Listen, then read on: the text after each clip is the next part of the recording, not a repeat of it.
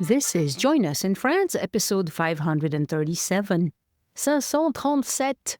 Bonjour, I'm Annie Sargent, and Join Us in France is the podcast where we take a conversational journey through the beauty, culture, and flavors of France.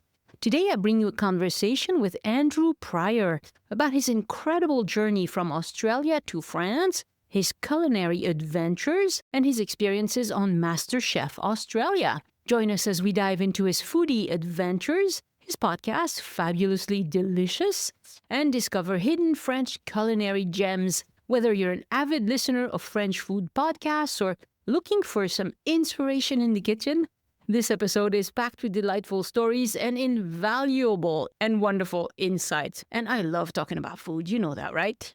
This podcast is supported by donors and listeners who buy my tours and services, including my itinerary consult service, my GPS self-guided tours of Paris on the Voice Map app, or take a day trip with me around the southwest of France in my electric car.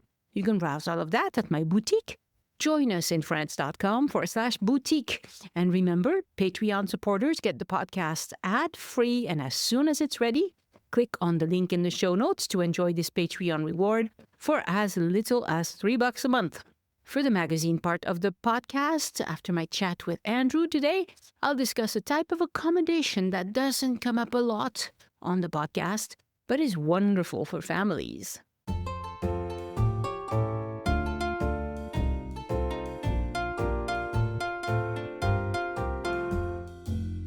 Bonjour, Andrew Pryor, and welcome to Join Us in France. Oh, bonjour, and merci beaucoup for having me on. I'm fangirling or fanboying at the moment. I've been an avid listener of your podcast for a long time. And in fact, you inspired me a bit to create my own podcast. So, yes, thank you very much. Oh, thank you. So what's the name of your own podcast? Oh, well, Fabulously Delicious, the French food podcast. And so it literally is, as the name suggests, about delicious French food. Just French food. Yeah, that's it. Lots to talk about. Great. About. So what inspired you? Because you moved from Australia to France, right? That's correct. Yes, we moved here in 2016 and we've been happily living here. We had 4 years in Paris and now we're living in the French countryside, and we've been here since the first day of confinement for COVID.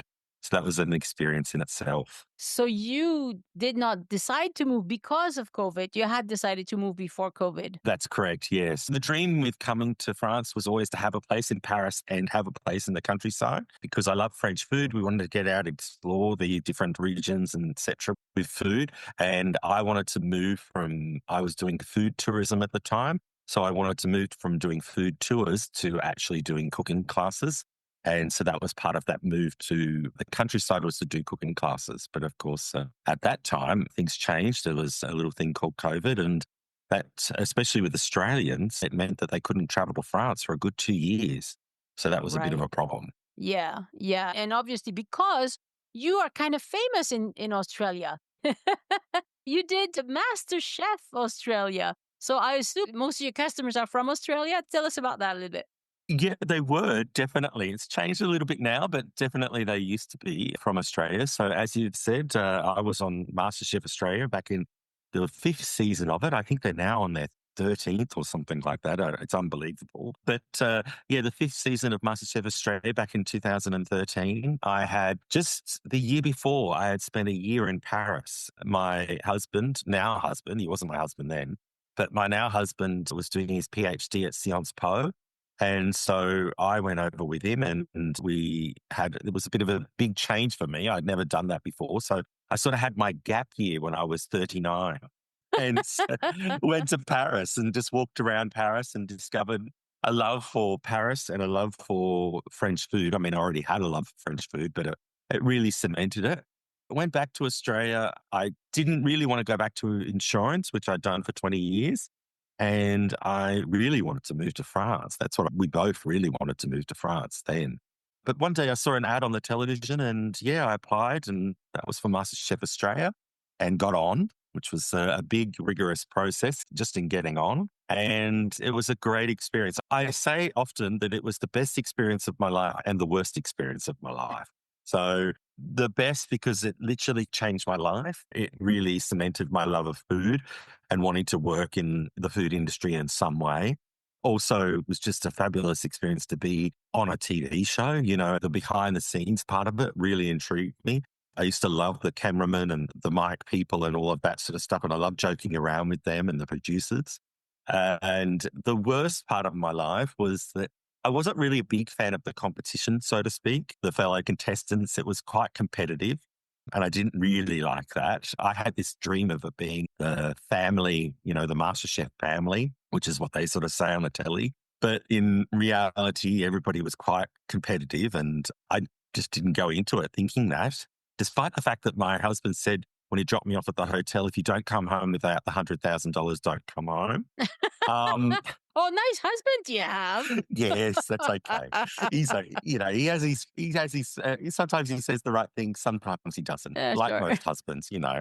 And also because I happen to be the only contestant on MasterChef Australia in the world, and I think it's still the case, who was medically retired. So I wasn't eliminated from my cooking. They loved my food. I was actually eliminated because I hurt my knees on the show. So I got bilateral stress fractures in my knees and I fractured my left kneecap. So I wasn't Oh, allowed to walk for 10 weeks after being on the show. oh dear. Yeah. I Oof, know. I oof. know. It was quite funny, actually. I say this all the time because we had to keep it a secret that I was on the show and they filmed before, but then now they actually film, from my understanding, the whole season before it goes to air. But back then, they filmed half of it. And then whilst it was on air, they were still filming. So I was away filming the show and then that was 8 weeks. And then I had 10 weeks where I wasn't allowed to walk. So I just stayed at home. And we kept it a secret from everybody. So I literally just stayed home. No one came over, friends, family. We only told my parents, really, Wow. and really close friends. So by the time it actually got onto the telly, people were going, "Oh, I haven't seen Andrew for 18 weeks. He must have done really, really well on the Uh-huh. show." And then 4 weeks into watching it, they then found out that I hurt myself. And then You were everyone was out. going, "Oh my God, are you okay?" Yes. So, yeah. All right, all right. That's great. So tell us about your life in France now. Is there places that you particularly love? And then we'll get to the food a little bit later. I want to hear Of about the course. places you love. Yes, well, I mean, the first place that I love would have to be my hometown here in Montmorillon. So it's, and désolé for my French accent, it is Yeah, you're gonna have to terrible. spell that. Montmorillon? Montmorillon. So it's Montmorillon. Okay. Montmorillon. Okay, all And right. so it is located in the Vienne. We're sort of halfway in between Poitiers and Limoges. And so we found the house here and fell in love with the house. And we have fallen in love with the town. It's a great town. It's got about 6,000 people. It has its own macaron museum because there specifically is a macaron Montmorillon. It's quite different, actually. It's like a macaroon, but instead of being made from coconut, like the macaroon is, it's made from almond, like a macaron is. So the museum gets busloads of people coming to it, which is often quite fun because that's literally right next door to our house. And so there's buses pull up with people getting off to go to the macaron museum. But it's quite handy because they make delicious chocolates as well. So we can pop over to there. But it is a great town. It's on a train line. So we're 2.5 hours from Paris on the train. And we have a hospital here. We have lots of schools, which is, I think, important when you're looking for a place to live. If you want it to be lively and active, there's 4 schools in the town. 2 of them are boarding schools. Mm. So that's really great for jobs and all of those things. So that's great. And then lots of little towns around to explore. So I quite like that. I love Paris, of course, and I try to go there at least once a month. It really is our second home. We're still looking for that idea of getting another place in Paris. So hopefully maybe a little pied a terre there. And then just exploring France. I just love to explore France and there's so much of it to do so. So that's why I'm Mhm. an avid listener to your podcast and hearing the stories of people that have explored. I think since listening to your podcast, my list has gone from about 20 odd places about 4 or 5 years ago to now. I think the list is just too big. I don't know if I'll ever do it in my lifetime. Yeah, that's the same as my list. Oh my God, there's so many places. that sound really, really fascinating. But you have that's another thing that I hope the podcast helps people do is to prioritize. Okay, Yes. this one is great for me, but maybe this one, maybe later. Put it down the list a little further. So the food, the cooking. So we already know about the macaron that they do in your town. What other local specialties have you enjoyed? Are I'm there any? I'm very not even sure. Oh, there is. There is. So I find it fascinating the cheese in France and how there's so many different local cheeses. I had a guest on the podcast that once told me that there was more than 1,500 French cheeses. So I don't know if that's correct, but if it is, hopefully in my lifetime I'll get to eat every one of them. That would be fabulous. But I never really liked goat's cheese before I moved here. I don't know why, but it was always something that I just wasn't. And of course, the area is known for anybody that knows cheese and is a fan of goat's cheese. They'll know that the Poitou Charente is one of the areas for goat's cheese in France. That is a really special favourite. Especially, I love when you go to the weekly market. So we have a market here every Wednesday. And so at the weekly market, we have two vans that are fromageries that come to the market. One is actually staffed by a very handsome Frenchman. Not the reason why I go. He has good cheese as well. But I do spend a bit of time. I'm always, especially if there's a big line, and I can chat to the ladies at the line whilst looking at the handsome cheesemonger. Yeah, why And then not? I get a call. Then I get a call from my husband saying, "Where are you? How does it take you to go to the market?" Just looking, just looking. Yes, exactly. And so, but we also have another, sometimes actually up to four, but usually always two cheese suppliers from the area. So local farmers, etc., that have come and are selling their cheeses So that must be a direct. pretty big market to have that many just On people. Wednesday, it has its ups and downs. In when it's very much we have a nearby town called Chauvigny, which is definitely bigger. They have a much bigger market. But here, the weekly one, it's a town of 6,000 people, so it gets a decent amount of people going to the market every Wednesday. I would say the busiest time is actually around about now. So sort of this sort of October, November, and then in the beginning of the year, it's always around about, I would say, April, May, that it's quite busy with people, with locals, and nobody's gone away, etc. But Mm. sometimes, yeah, you can go to the market and there can be two cheesemongers and four other cheese suppliers just for there. Wow. We get two butcheries, and there's even a permanent one in the square. So that'll be three, two poissonnaires, fishmongers. So yeah, Yeah, it's quite a good that's, market. yeah, that's good. That's good. So, are there specific dishes that you recommend people try if they go? Like, what should they order in the restaurants? Well, yes. Well, just going back to just to finish with the market, one of the things that I would suggest is and it is a dish, is the farci potivon. So potivon being the area that we're in, the Poitou, that's where it gets its name from. And it's a stuffed cabbage and it's stuffed with all the good things. So that's bacon lardons and it is quite delicious. And even with the cheese, the thing that I really love about being here in the French countryside, and especially because of my love of French food, is this idea of older dishes. Right. Some people might think that a stuffed cabbage is a really old dish. It's something that like my grandparents would have had, and my mum would never have had it. She would have said that. But here it is, everybody has it. And why? Because it's delicious. Yeah. We don't care that this dish is like, 200, 300 years old and grandmothers were making it and mothers were making it, et cetera, et cetera. Right. So there's a couple of things that you can do with pork products and what do you call these things? The choux. How do you say choux? We shoot. So Cabbage. Oh. cabbage, we. So cabbage and pork dishes. So you can have the farci that you Yes. mentioned, the farci poitevin being one of them, but you can also have a poté, which just Oh, means you cut up your cabbage and you put yeah. some sausages, and you usually put something like a little sweet. So maybe apple juice or apple slices and a few potatoes, and you just slow cook that. And a miracle happens. It's delicious. You don't really need a recipe. It just needs to be slow cooked. You kind of Yes. set it in the morning and forget it, and slow, slow, slow, slow. So it used to be when I cooked with gas, I always worried about having the gas too low that it would go off, just Weird, yep. flame would burn out and then I would have a problem.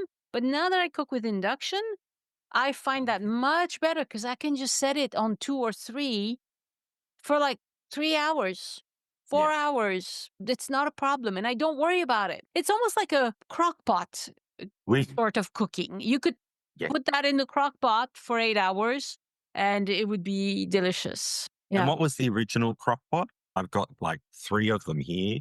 So just your Dutch oven and Yeah. just pop everything in there, exactly like you said, on a stove on a really low setting or in your Or oven on a in the really, really oven. low Yeah. setting. I love that. Pretty much every Sunday, if it's not a roast, it's something that's just slow cooking in Yeah. the oven, Slow and 150 degrees, and it's just cooked for 5, 6 hours. And then you just open the pot and miraculously, wow, I've created something really delicious. Yeah. So the farci potiron is amazing. Also, I love because it can be used and had in so many different ways. So it's the same. I got this tip actually, firstly, from when I was in Melbourne. I was doing food tours in Melbourne and I had an all day French food tour in Melbourne. And I used to take people around. It started at 9 o'clock in the morning, picked them up in a bus, 22 people, and drove them all around Melbourne. And we just ate French food all day Mm. and then dropped them back off at 5 o'clock. And one of the places that we went to was in Melbourne. It's called the Parisian Pâté. And Muriel there, she had been making pâtés with her husband and terrines and all these sort of things. So we'd go and taste that. And so she gave me this tip with terrine because for me, it was just like you had terrine and that was it. Just had it cold and usually with cheeses is what we would do in Australia. We wouldn't have it any other way. We just have it on a big cheese platter. Mm. But she taught me to have it as a dish, by itself with salad and potato. But then she said, also that they would chop it up and pop it in the fry pan. And Oh. I was like, oh my gosh, I would never have thought to do that. And she said, yes, we always would do that for just like a weeknight meal. And when it was just her and her husband by herself, the kids were at soccer or gone off to wherever, she would just dice it up and then pop it in the fry pan and fry that up. And so I tried that with the farci potiron, thinking that this was something that I was like, oh my God, I'm going to teach the French something. I'm going to do this. And then I spoke to my French neighbor and because I did it, I fried the farci. It comes in a big slab and I fried it on the fry pan and then ate it like that because we'd had it before cold and it was still delicious, but fried, it was just amazing. And so I thought I was telling my French neighbor something really, amazing that I'd created because of this tip from me. And she said, that's how we always have it, Andrew. Always fried. We've been doing that forever. It's like, oh, okay. There you go. Yeah, yeah. I mean, there's very few things French people won't try in the kitchen other than spicy food. They won't do spicy food. But other than that, they will try a lot of things. A lot of foods that maybe Australians would object to, like, I don't know, some strange cuts of pork Yes, there are inside. a few things. The tête de veau and what's the sausage again? Les andouilles. It's not that I object to it. It's just that we weren't growing up eating it. And so you're just not used to those things. But I will say, we are, as I said, we live in between Poitiers and Limoges. Now, Limoges is known for many things. It's got the ceramics, which is pretty amazing. And it also is known, the area, for the limousine beef. And the actual Limoges market is one of my favorite places to visit. We go there in October. On the third weekend of October, there is always a big beef festival. And there's the old part of town in Limoges, this old quarter. And it's actually where all the butcheries and what's the word when they slaughtered the beef? I've forgotten what that Les word is. l'abattoir. They were located in this area. What they do is they have a big fair, a big market over the weekend on the third weekend in October. But you go to the actual Les Halles, the market in Limoges. The butchers there's 3 of them specifically that I know. And I go there and you look at it and it's just the way they do their tête de veau, they do like a layered sort of terrine. Mm-hmm. type way of serving it. So they serve it in a tureen and they slice it and Slice you it. see Yeah. all the different layers of Yeah. it. Yeah. When artisan butchers do this and they've got these recipes they've been doing forever and they're putting a lot of effort, it looks beautiful. And Yeah. when a food looks good, it makes you want to taste it, even despite the fact that you know what it's made out of. Yeah.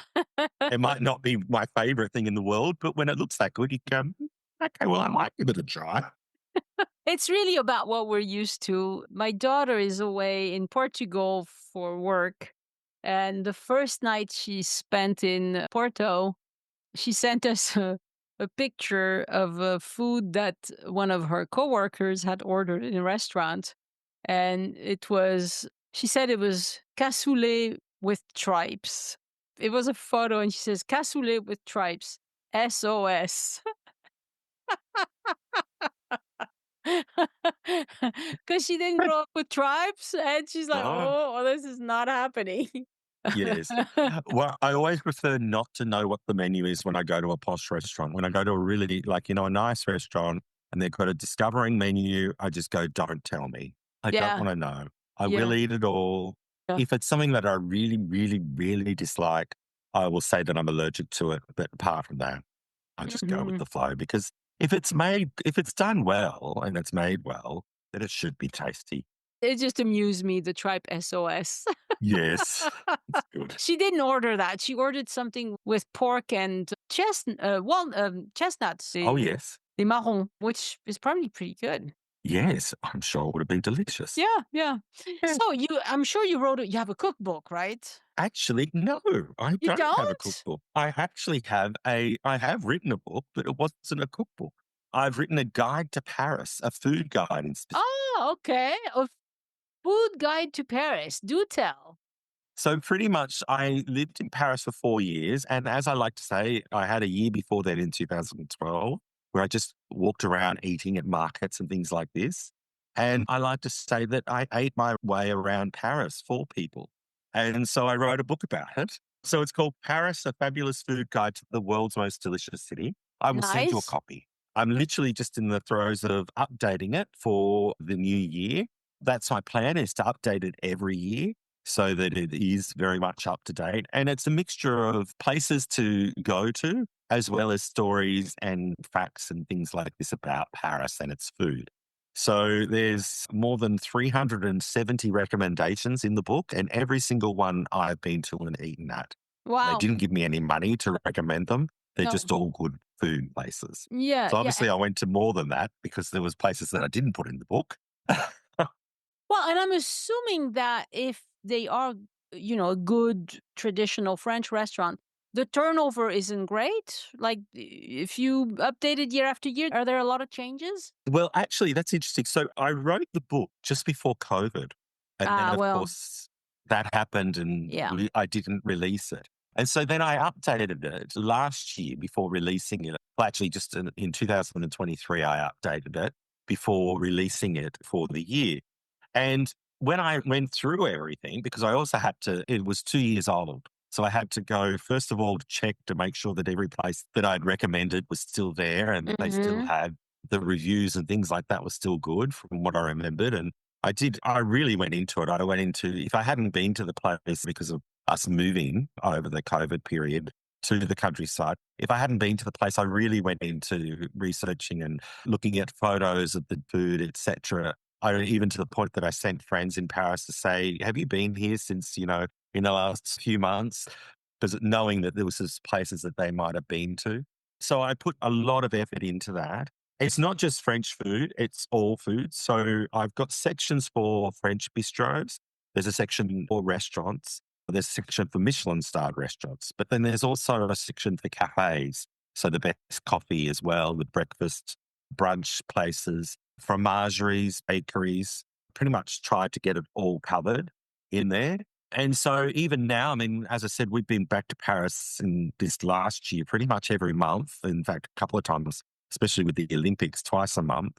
And I made an effort to make sure that I go back to a lot of the places and try things and also to find new places. So that's been my joy. And Look, if I can do that and the podcast for the rest of my life, then I'll be a very, very happy person.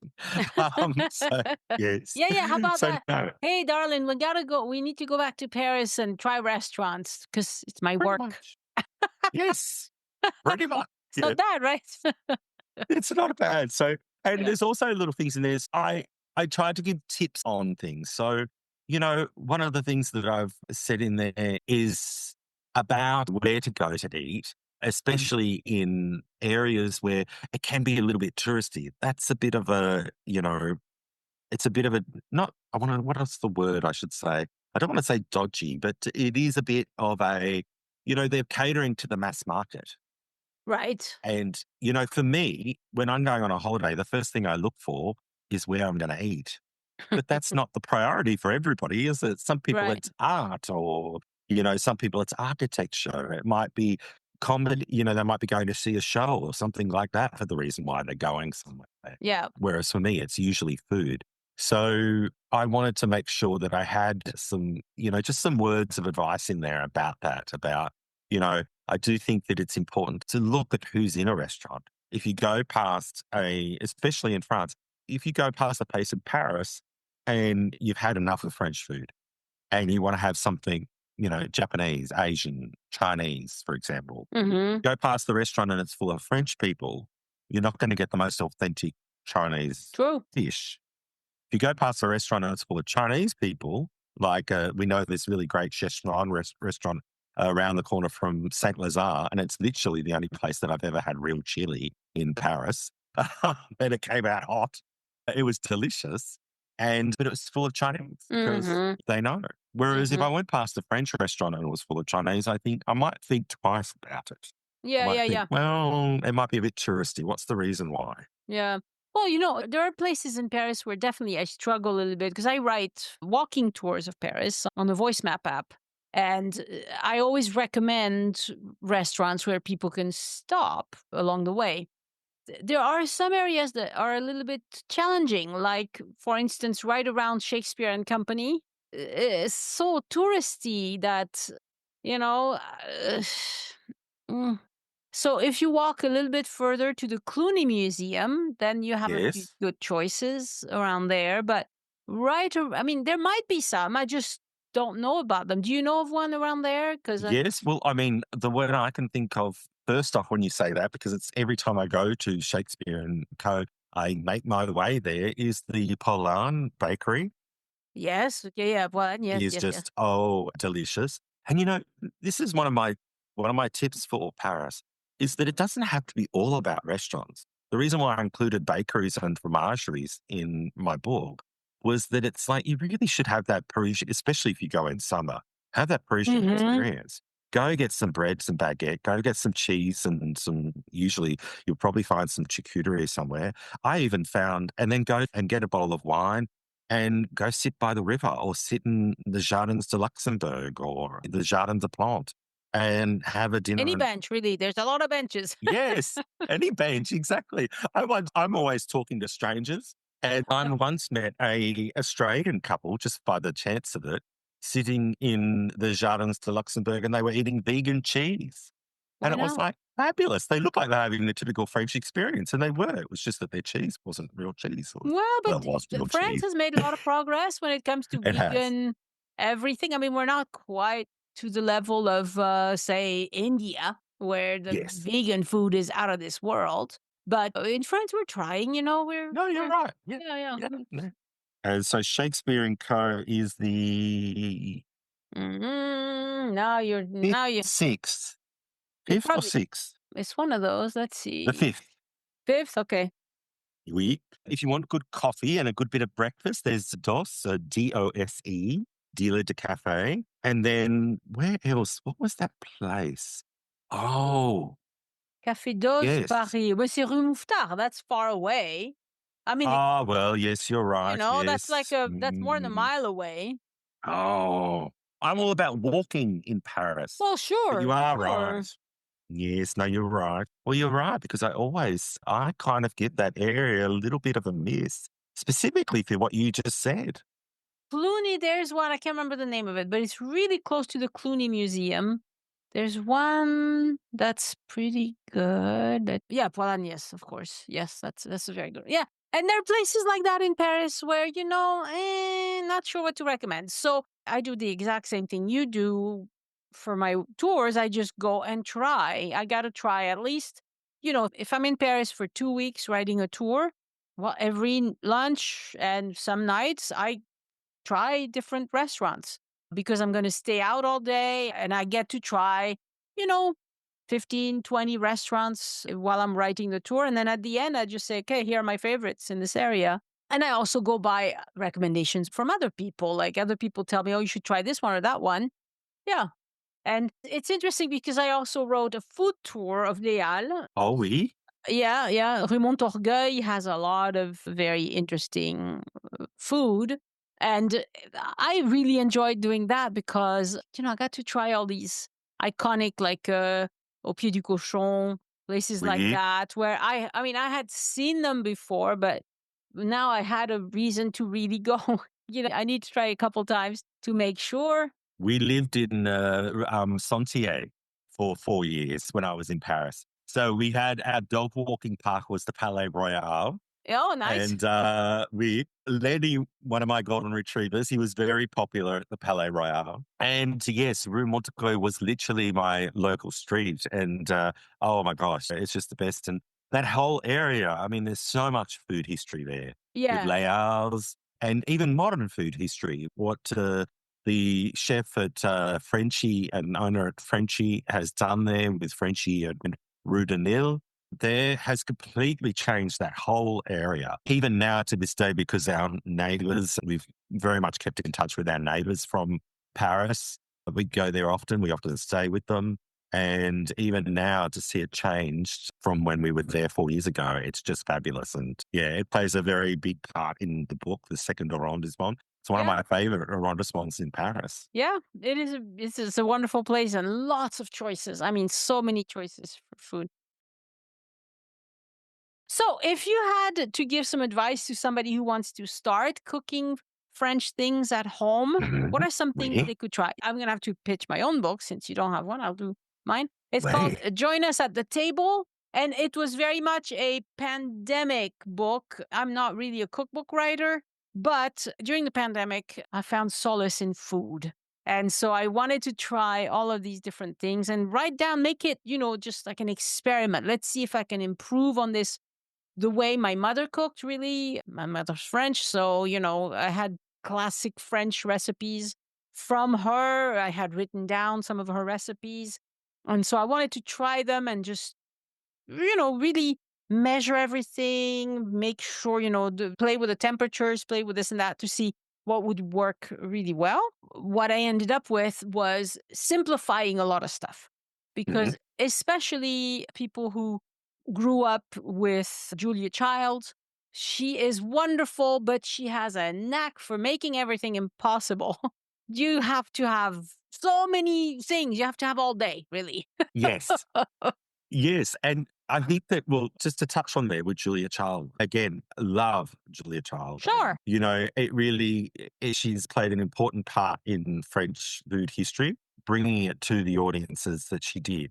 I like to say that I'm the Australian Julia Childs. That's what I aim to be Very in nice. line with the podcast, because the podcast, just to briefly chat on that for a sec, is every episode is about a specific dish, an ingredient, or a cooking technique, or it could be a profile of a chef from the past. The idea for me was that it was evergreen content. It was something that was going to be available in 5 to 10 years' time, and it doesn't age. It's just part of that history. You could add to it for that 5 or 10 years. But in doing the research for the episodes that I've done, and one of the things that I found that I really love about French food now, and I think it's something that's really lost. It's the seasonality of French food. Whether this is the haute cuisine or the traditional French dishes, they are all very seasonal, very regional. And for me, that's about sustainability. When you're eating seasonally, it's sustainable. And I think that's something that's really being missed. When most people think about a French dish, and when you say to me, well, what could you start to begin, like in a French dish? I would go with the most simplest one and probably the one that is going to get you the best results if you keep on practicing it and doing it all the time. And it's something that you could practice and do all the time. And that's just an omelette. Make an omelette because that's something that is, it's all year round. Chickens are always laying eggs, as far as I'm aware.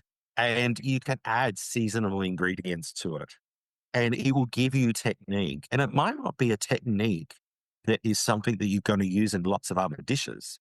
But by just simply focusing on it and doing it, you're going to get that confidence that can lead to other dishes and send you on a journey for French food. I love a coq au vin. I love a boeuf bourguignon. There's a lot of dishes that I love. They're not, you can't make a boeuf bourguignon. Well, you can, but you shouldn't be making it in summer. In France, you can't even find the cut of beef. They start putting it out in September, October, November, where you can buy this in a little packet. You can buy your kilo of beef to make a boeuf bourguignon. In July and August, they don't even. No. You'd have to go to your butcher and specifically order. For some reason, you want to make a boeuf bourguignon in July. Who knows?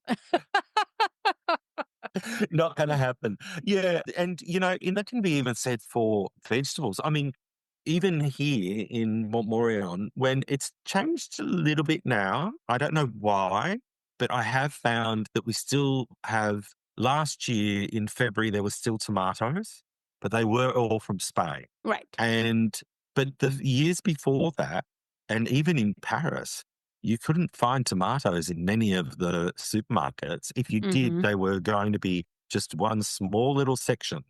Right, right. Whereas I'm sure, audiences from America and from Australia, we know that we get it all year round. Yeah. If you want to make a charlotte aux fraises, which is a classic French dessert, well, you make that in the spring or summer because there are some strawberries that come back in the summer. Les remontantes is what we call them. But you wouldn't do that for Christmas. No. Unless you want to import your strawberries from far away. And I suppose you could find them, but they're not going to be as nice as the ones grown locally that you can get from the Tarn or Tarn-et-Garonne near me in the southwest. We have a lot of fruit producers, but just in season. One thing I can think of that you can get year round is like soupe à l'oignon, because onion soup, you get fresh onion and then you get the dry onion later. Well, not dry, but they are like they get the brown outer layer. So but these are still onions from that year. It's a vegetable that's made to be kept year round. So you could make different. Do you use Roscoff onions when you do your soupe d'oignon? I have not, I don't think. I use whatever onions are. Whatever onions are out there. Like it would be, Roscoff onions have a very specific flavor kind of to them. But, in the Southwest, you don't find them everywhere. So if you're lucky, if the listeners are lucky enough to be here and they can get them, because they come in season and then they're pretty much sold. Like we would have them. I think we had them at the market for about, I want to say 8 weeks, 9 weeks. And then that was it. You couldn't get them anymore. Yeah. Because they just sell out. But it is, when you make a soupe d'oignon with Roscoff onions, in my opinion, and I have done an episode on them, is that you just add water. It's just water. Water and a bay leaf and some herbs if you like. But just the sweetness from the onion and the flavor in that onion.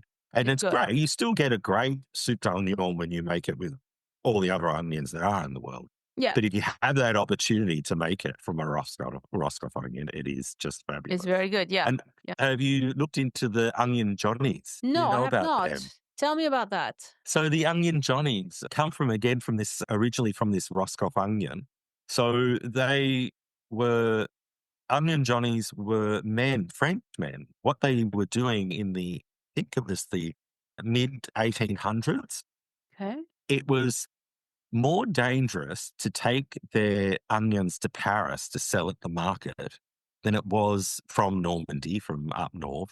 It was more dangerous to take the onions to Paris to sell at the market than it was to go over the water to the UK and to Wales. I don't know why it was more dangerous. I'm assuming it was possibly them coming back with money, they would be robbed or something along those Maybe. lines. So what they would do is they would take their harvest over to the UK and over to Wales and the UK and on bikes ride around selling door to door pretty much their onions Ah, to the English and to the Welsh. And of course, the English came up with the great idea of, as they do, just calling all French people Johnny because, usually every Frenchman that they met was John, Jon, Jean. Jean. And so they called them Johnny. And that's where they would drive around on their bicycles with their typical, it's that look that you see in old French photos and things like that of the men on their bicycles with their striped shirts and their beret. And they've got like onions or garlic wrapped around their necks and around the Oh, bikes as the thing. That was the Onion Johnnies. And up interesting. until up until I think it was 2012 was the last. They moved from doing it through their bikes to actually having stalls. And then I'm pretty sure that they had a whole association to them. And the last member of the Onion Johnnies was finished in 2012. I think I want to say the Borough markets, but it might be a different market in London. Ah, But they were selling them up to then. They used to take their onions over and sell them to the English. interesting. This is not something we do in the South. Yes. And France, that is one of the things about France is that there's a lot of to the local food culture that's it's We grounded in the local history and habits and what have you. So it's important to get to know them. I had a gentleman on the podcast. So the first two seasons, I used to interview a lot of people on the podcast that were experts, so to speak, on the topics. But then as I wanted to do more and more episodes, it was time consuming to find the expert. Yeah. So I did the research and became the expert. I found a wonderful gentleman down south that makes France's only flatbread. Now, did you know that France made a flatbread? No. No, it's called the Fouet. Foue. It's made from a wood fire. He actually goes around in his area with a wood fired oven on the back of a trailer. La fouet aux And courgettes. So that's a local southern bean, and then you fill it up in the bread. Oh, yes, you put it in the fouille, which is the bread made it's from like the flour from it puffs up a little bit, exactly like a flatbread. and you can put stuff in it. Ah, Yeah, they say it comes from the Moorish influence, they think, coming over probably, from that way. probably. And who knew? And I love that about France. I love finding out these little things. We have a lot of different things, and if you're I looking know. for like odd, unique, you don't have to dig very far to find those things. I tend Yes. to just specialize more in the stuff that you can find anywhere. In my cookbook, I don't have anything that's impossible to find. I would We, rather give people recipes that they can make at home, even if they live in the US or in Australia or wherever. And I've adapted, because I lived in the US for a long time. So I'm used to buying US ingredients. And so I just Mhm. said, okay, crème fraîche, here's a suitable substitute for the US. It's not perfect, but we there are a lot of people who live in areas where they can't find fancy French ingredients, but they still want to try it. No, exactly. It's like I can't find sour cream here. But, Right. I just have to adapt and I have to make it. And, sure, I'm used to putting sour cream on Mexican food because that's what we do in Australia. Yeah. But that's not Mexican, that's Tex-Mex. Yes. It's Yeah. like it's not the same. So all of these things go all the way. And it's like we're getting back to the Julia Childs of it all. She was making and spent that much time and just an amazing experience in my mind to spend that much time on all of these French dishes and making them for an American audience. So at that time in the 50s, when she says to boil the bacon before frying it, it's because of what was in the bacon at that time to keep it. Now, they don't put that in the bacon anymore here in Yeah. France or pretty much anywhere, I don't think, in the world. You don't Yeah. need to boil the bacon when you're making a bœuf bourguignon Yeah. or a coq au vin. It's not Right. something that we would do here in France. But at that time, that's what you did. And, that's great. And one of the things for me for Fabulously Delicious is I wanted to really find out what these dishes, these ingredients, and these things were about, what their history was, so that there is a record of that. Because I would hate to think that, Not that I think that it's going to be the end be all and end all for a record for French food, but I like the idea that it is a record of what it's supposed to be. Mm-hmm. And so, yes, you can make it your way and you can make it in America with the ingredients that you can get there, but at least we know. And one of my favorite things in the world is, and it takes me forever because my French isn't that great, but I get along. But it's what's helping my French is old French cookbooks. I love them. Whenever I'm going past, I don't know if your listeners know about the old phone boxes and letter boxes that they turn into libraries with free Mm-hmm. books. So whenever I walk past one, we've got one in the town. I'm always searching for people that have left behind cookbooks for free. Yeah. If I'm in a brocante, I'm always heading over to the book section, searching for €1, €2 old French cookbooks. I just love them. Yeah. Yeah. Yeah. That's wonderful. All right, Andrew, we've been talking a long time. I'm sorry to say our time is up, but it's been lovely meeting you. And I will put links to your podcast, and you have a website too, surely. I do, yes. Andrew Pryor Fabulously. So the podcast is Fabulously Delicious, the French food podcast, and the website is Andrew Pryor Fabulously.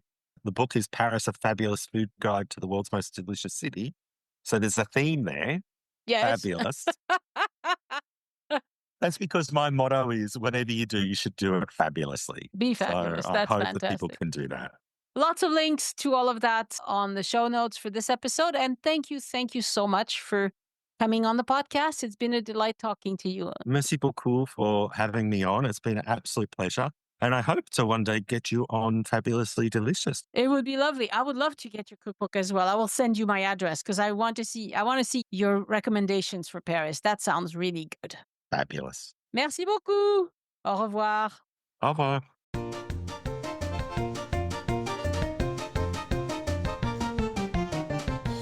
Again, I want to thank my patrons for giving back and supporting the show. Patrons get several exclusive rewards for doing that. You can see them at patreon.com/join us, Patreon.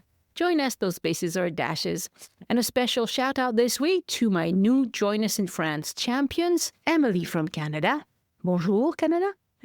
Who joined at the groupie du podcast level. Rebecca Wainwright, who also joined at groupie du podcast level. And Marilyn Jane Miller. Thank you, Elaine Donborgu, Christine Moore, and Gwen Y for editing your pledge up to groupie du podcast. And welcome back as a patron, Carol Mellinger. Would you join them too? You can do it for as little as $3 a month, but if you can afford it, I would love to have you pledge more so you can have access to more rewards. And to support Elise, go to patreon.com/Elise Art, Patreon. Elise Art is ELYSART. This week I chatted with my patrons about my visit to Paris, shared some photos and some videos and things like that. It's always fun to share with them and get their insights as well. And as you know, I'm in Paris writing a new tour that will take you to Notre Dame, inside and out. That will also take you to the Sainte-Chapelle, inside and out, and to the Conciergerie. So big topics, lots to discuss for people who love Gothic architecture and Marie Antoinette. This new tour is going to be ready very soon. I'll let you know as soon as it's ready. I'm still trying to decide the rest of the time I have in Paris because I'm here for a couple of weeks. Once I'm done with the tour and it's going great, should I just go do things that I want to do in Paris or should I try to write another tour? Today, honestly, I've worked so hard that I'm thinking I should just go visit things. You know, there's so much to do in Paris. Anyway, podcast listeners get a big discount for buying these tours from my website. And if you buy directly from me, it's a manual process, so give us a few days. But if you don't hear within 2 or 3 days, do pipe up because occasionally email, they can get lost and things like that. And if you want to read reviews of these tours, go to joinusinfrance.com/VMR. That stands for Voice Map Reviews. I'm still doing the itinerary planning. Lots of people are telling me, I tried this too late. I can't get your help right now. And yes, people do book in advance. That's just how it goes. You can choose the Bonjour service for a 1-hour Zoom call. with tailored recommendations that we just discuss, or VIP for the same call plus a detailed follow-up guide. So if you're ready to start, go to joinusinfrance.com/boutique and follow the email instructions. And for the day trip with Annie, well, that's pretty simple. I have this wonderful electric car. It's not a Tesla. It's actually a Chinese EV, and it's an awesome car. I've had it for almost 3 years now, and I still love it as much as I did the first day. I can take you around the Southwest. Now, people ask me for different things that they want to see, but there are some marvelous things that you can do in the Southwest.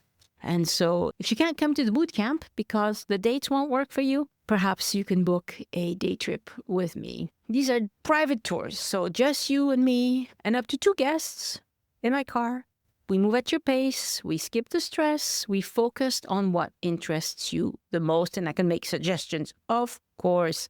And again, you can get all of that at joinusinfrance.com/boutique. All right, let's talk about a way to experience France that doesn't get mentioned often enough, but is actually wonderful. And that's the French campsite experience. If you think camping in France means pitching a tent in the middle of nowhere, think again. You can rent a bungalow or a mobile home at a French campsite, and it's more like booking a private holiday rental with the added bonus of resort-style amenities. It's comfortable, it's budget-friendly. I mean, it's not super-duper cheap. It's not like pitching a tent in the wild, but it's not very expensive. And you have a lot of modern conveniences. You can rent a bungalow for 2-3 bedrooms, a bathroom, a kitchen, a living space. And of course, air conditioning is an essential feature if you're heading south in the summer. Most of those have a deck with seating. You can enjoy the summer. It's kind of like laid back. It's outdoor meals, that sort of things. But what sets these French campsites apart, at least the luxury ones, they're not all that good, but of course we do have some that are just nothing but a flat area and nothing else.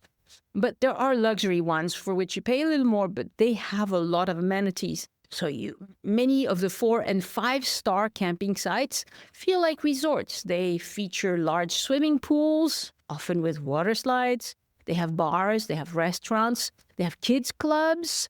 Some have spas, golf courses.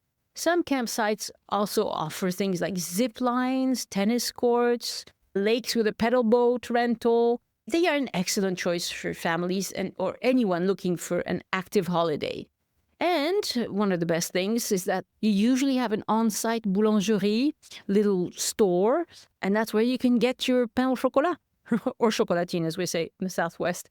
Oh, it's funny. Today, I in Paris, I stopped at a bakery, and the guy was making a joke about a strange customer he had seen there earlier. And so I said, because this person had used a word that doesn't exist. And I said, oh, we don't even say that in Toulouse. And of course, they picked up on my accent. And then when it was my turn to order, the lady said, oh, you could have, and I said, pain au chocolat. And she said, oh, you could have said chocolatine. I understand. I actually like it better because pain au chocolat just means bread with chocolate in it. And I was like, you get us. Anyway, but these campsites have all of these amenities, including a bakery and a little store. I'm not saying these stores are like the best and the cheapest in the world, but they'll provide you with what you need right there. Most of these campsites, what people like most is that there's a swimming pool. And sometimes they're by a lake as well, but I think the kids really love the swimming pools. One of the things that's nice about these campsites is that you don't usually have to arrive on a specific day of the week. Apparently that's common in the UK. In France, you can arrive whenever. You can check in at 3 or 4 p.m. You can arrive later if you need to. They want you to leave the bungalow clean, but you don't need to spend hours scrubbing floors and things like that. You can pay someone to do that. At any rate, it's a very unique way to see France and enjoy France. And I think if you've done this yourself, I would love to talk to you about it because I think for young families, it's absolutely perfect. And there are so many choices that really, they're all over France. So I think you need to think about those. Next week on the podcast, an episode with Carol Handel. about how to plan a leisurely trip to France. Very important. Take it easy, folks. And my thanks, of course, to podcast editors Anne and Christian Kotovan, who produce the transcripts and make the audio sound good. Thank you so much for listening, and I hope you join me next time so we can look around France together. Au revoir. The Join Us in France Travel Podcast is written, hosted, and produced by Annie Sargent and copyright 2025 by Addicted to France. It is released under a Creative Commons Attribution, Non-Commercial, No Derivatives license.